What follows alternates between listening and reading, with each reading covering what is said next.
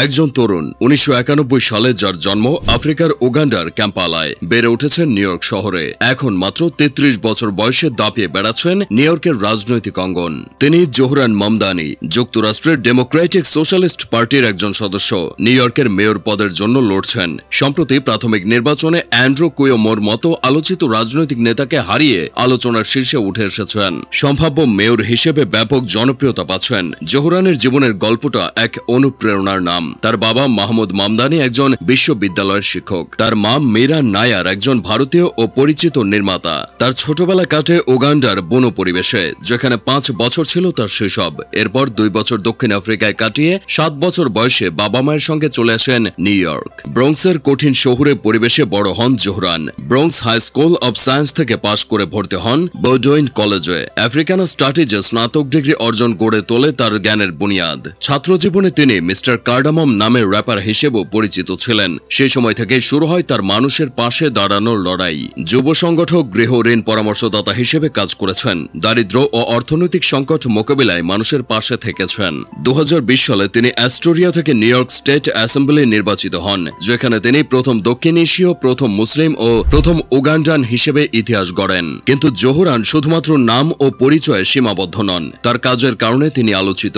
তিনি দারিদ্র্য ও বাড়ি ভাড়া সংকটের বিরুদ্ধে সরাসরি লড়াই করেছেন। নিউ ইয়র্ক সিটির ট্যাক্সি চালকদের ঋণ মওকুফ করানোর আন্দোলনে নেতৃত্ব দিয়েছেন, যা অনেক ট্যাক্সি চালকের জীবন বদলে দিয়েছে। বিনা পয়সায় বাসে চড়ার পাইলট প্রকল্পে সক্রিয় ভূমিকা রেখেছেন, যাতে সাধারণ মানুষ ও শিক্ষার্থীরা বিনামূল্যে বাসে যাতায়াত করতে পারে। তার এই উদ্যোগগুলো সাধারণ মানুষের জীবনে বাস্তব পরিবর্তন এনেছে এবং তাকে জনতার নেতা হিসেবে জনপ্রিয় করে তুলেছে। তার রাজনৈতিক দর্শন ঘৃণা নয়, বরং সহমর্মিতা আর সমতার রাজনীতি। ২০২৪ সালের শেষ দিকে তিনি ঘোষণা করেন, আমি সংগ্রামের রাজনীতি। তার মূল প্রতিশ্রুতি হল বাড়ি ভাড়া নিয়ন্ত্রণ, বাসে বিনামূল্যে যাতায়াত, শিশুদের মানসম্মত যত্ন নিশ্চিত করা এবং প্রত্যেক পরিবারের জন্য সাশ্রয়ী মূল্যে খাবার ব্যবস্থা।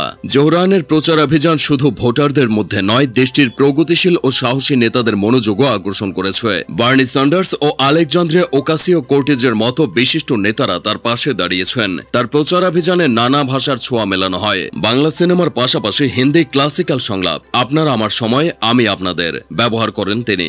এভাবে সাংস্কৃতিক সংহতি ও বহুমাত্রিক পরিচয় ফুটিয়ে তুলেছেন। তবে তার এই জয়ের পর নিউ ইয়র্কের ব্যাংকিং ও কর্পোরেট সেক্টরে অস্বস্তি সৃষ্টি হয়েছে, কারণ তাকে নিউ ইয়র্কের প্রথম শক্তিশালী উগ্র বামপন্থী নেতা হিসেবে তুলে ধরেছে প্রতিপক্ষ।